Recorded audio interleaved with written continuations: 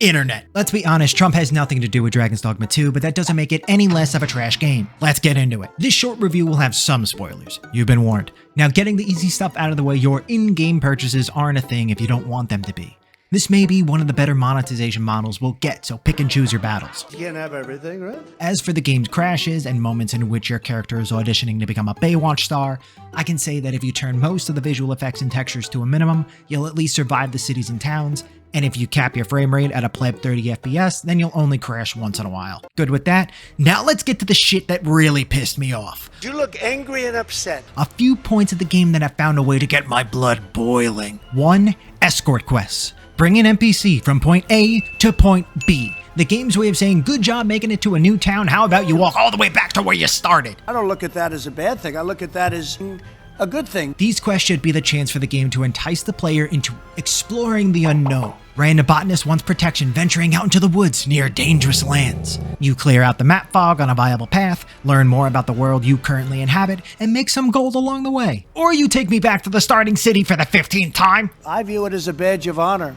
2. The geometry and modeling of the cliff faces and edges is some of the most mind-boggling shit I've come across. You'll be slipping and sliding all over this fucking map. And that compounded with a character movement that feels similar to Assassin's Creed, well, your character is going to show you just how well they could have been a tightrope artist in another life. Just stay far the fuck away from water and the baby Cthulhu monster. Somebody, someday, is going to explain that one to me. 3. The pawns themselves. Because holy fuck are they dumb. What are you?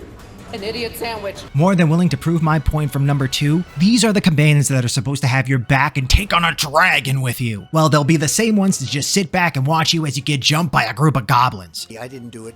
And in regards to the illness that the pawns can contract and spread to the rest of the party, don't worry about it. When one of the pawns' health bars goes red, just put the smackdown on them to bring them back around to Team Arisen. The final point I would like to make is just how hollow this game feels to me. The combat is pretty straightforward with slight differences between specific monsters.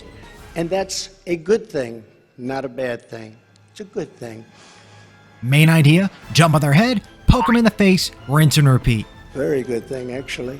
Gets boring. There are certain quest lines that lead to nothing. Did you play Eeny, Meeny, Miny, Mo to protect a high priestess from an assassin? Good job. Goodbye. Bye, Felicia. Did you find a ghostly cart and stumble onto a plot to kidnap and transport specific denizens of the world? Probably thinking this is gonna be cool. It'll never come up again. I didn't need this. And don't worry about the fake chosen one and prideful queen who had planned to rule the kingdom by deceiving the people into believing that there's something that they're not, because it's all gonna solve itself when you go off to fight a dragon. Vigor isn't Oh, gone, you dumb son of a... and the queen is depressed. Game over! You wanna play again? It's a pretty game. Everything looks cool, but for some reason, it's not cool. Shame! 5 out of 10. What are your thoughts on Dragon's Dogma 2? Let me know in the comments. I'll catch you in the next one. Later! I don't know what the hell I'm doing up here.